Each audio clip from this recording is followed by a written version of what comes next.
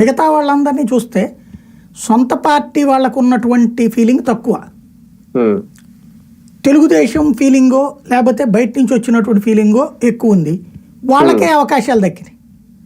పార్టీని నమ్ముకున్నటువంటి అనేక మంది పక్కకి వెళ్ళిపోయారు.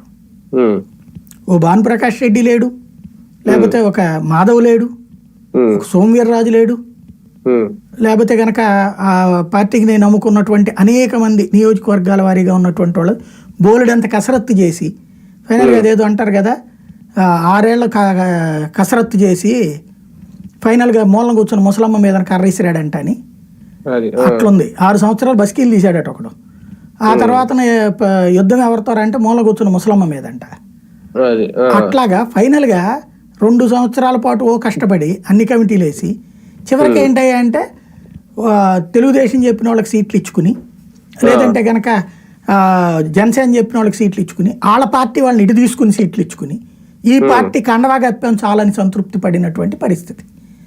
కాబట్టి ఇప్పుడు భారతీయ జనతా పార్టీ కేంద్ర రాష్ట్రాల్లో అధికారం ఉంది, రాష్ట్రంలో ఘనమైన విజయం సాధించింది. కానీ అందులో భారతీయ జనతా పార్టీ వాళ్ళు ఎవరున్నారన్నటువంటిది ప్రస్తుతం మైక్రోస్కోప్ పెట్టి ఎతకాలన్నమాట.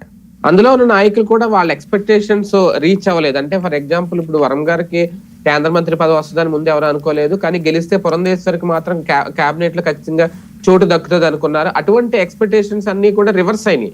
అది అంటే కేంద్రం తీసుకున్న నిర్ణయమా, దాని వల్ల కూడా ఇప్పుడు ఈ సైలెంట్ అవ్వడానికి ఒక కారణమా? ఆ విషయం అనుకోని నేను ఆ విషయంలో కేంద్రం కరెక్ట్గా చేసింది. ఇద్దరు సిన్సియర్ పార్టీ కార్యకర్తలకి మంత్రి పదవులు ఇచ్చింది. సీట్లు ఇట్లా తేడా వస్తే సత్య వెంకయ్యనాయుడు గారి పిఏ అప్పటి నుంచి పనిచేసిన అతను పార్టీ కాబట్టి అతనికి ఇచ్చారు మంత్రి పదవి.